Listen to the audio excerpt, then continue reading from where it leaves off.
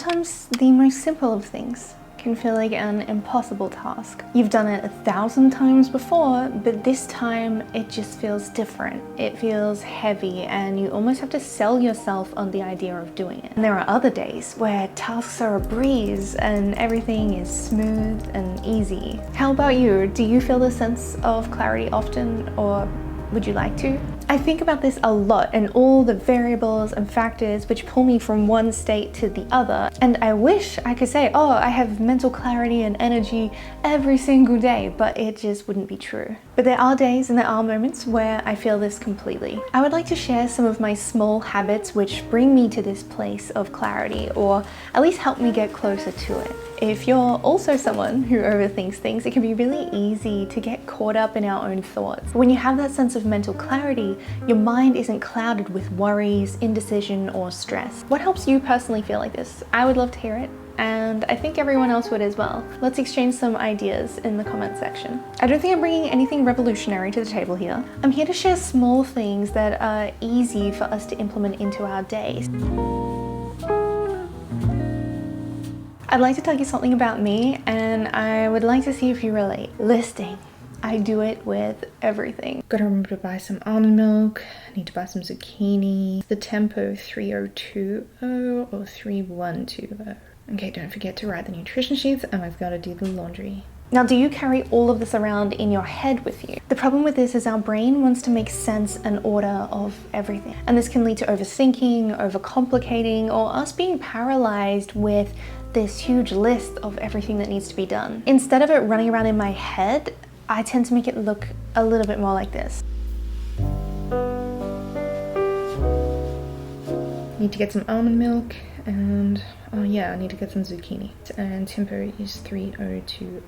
Right, there's client nutrition sheets, and let's do the laundry. I like to call these my running lists, and I could not tell you when I started this habit. I've had it for so long that it's just always been part of my memory. And it's a time-proven system which is beautiful in its simplicity and effectiveness. You know those matrix systems where you can split things up into like urgent and important and not important? My brain wants to put everything into urgent and important, even if it's not. I found for me a more realistic way to approach this is not just one big list and it's not a matrix, but it's segmenting things by a category and by time. This can help dampen anxieties, keep your mind clear, and create a foolproof plan that we can stick to. A simple dot point plan is really all you need, but I do highly recommend segmenting it up. So instead of a giant to-do list glaring at you, we only see a small part of it each day.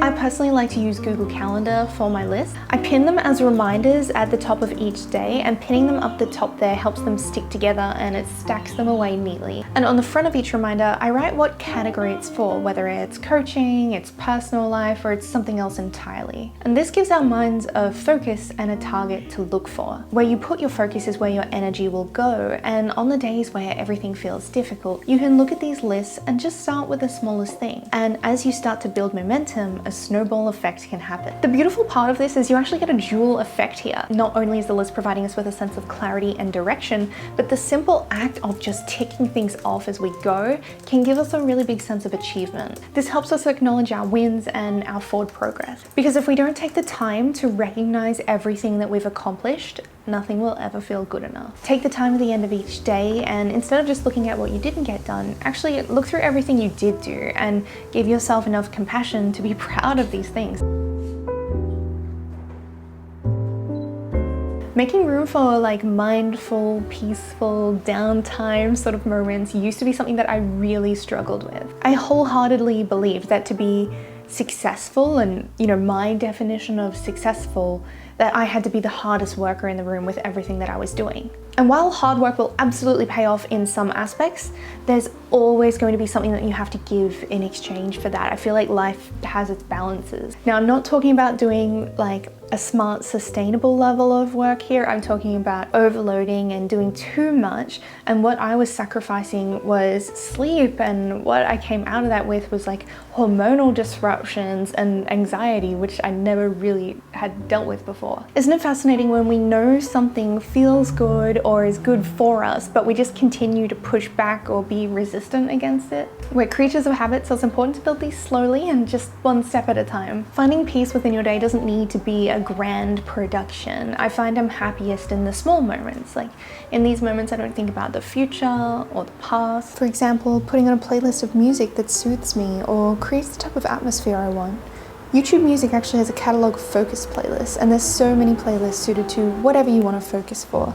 My favorite one is the classical focus. I'll leave it linked in the description box so you can listen to it too and try creating an atmosphere that you enjoy.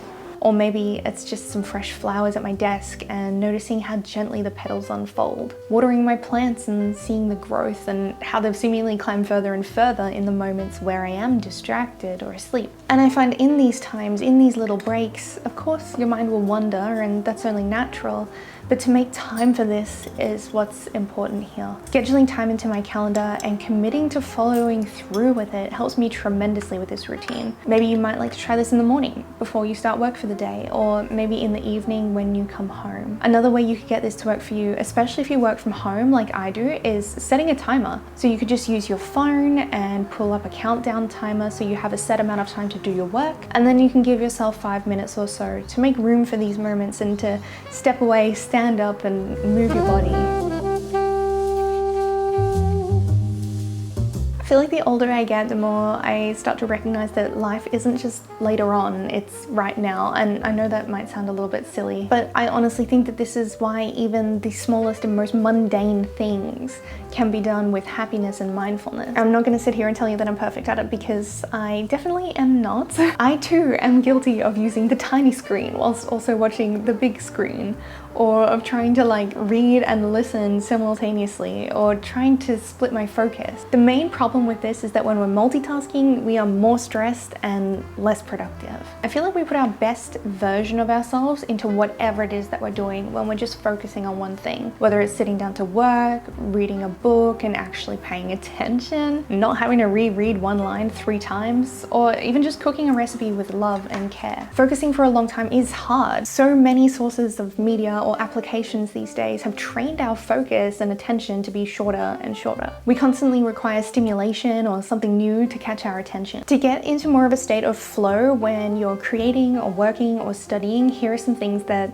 I like to do that maybe you might like to try. Turning off notifications, or just popping your phone into airplane mode for a little while. Logging off social media, having predetermined breaks, and if you're on your computer, only having 1 to 2 tabs open instead of like 20 internet browser tabs and 11 applications and heaps of other stuff that you don't need. I feel like this is a habit that needs constant training and constant encouragement.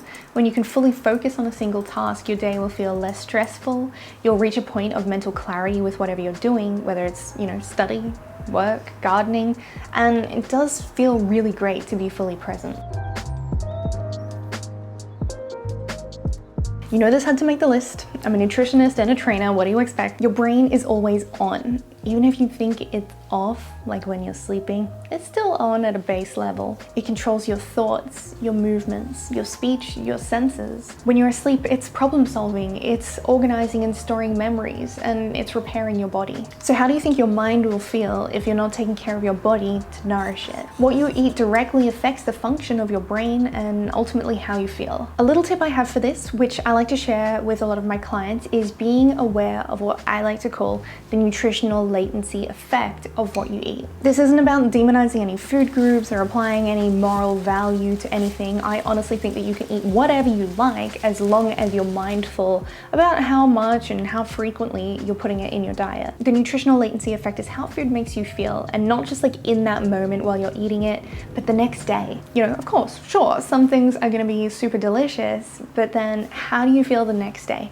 How's your mood? How's your energy? If you find that your mood is really low or your energy is tanked and there's no other reason for that to have happened, maybe what you ate yesterday doesn't agree with you that well. Small dietary changes can make a really big difference to how you feel throughout the day. Studies on the impact of additional micronutrients show that people's brain functions improve across the board. You can start just by making small adjustments, like, swapping out sodas for carbonated water that you flavor yourself, or adding an extra cup worth of vegetables to your lunch and your dinner. Adding a source of protein to each meal in the day to help keep you satiated. When it comes to mental clarity, there are no hard and fast rules here. You can change it up however you like. This is about trying to find a way to enjoy the moment and be more mentally present throughout the day. Let's chat in the comments about the habits that you find helpful. I'll see you there.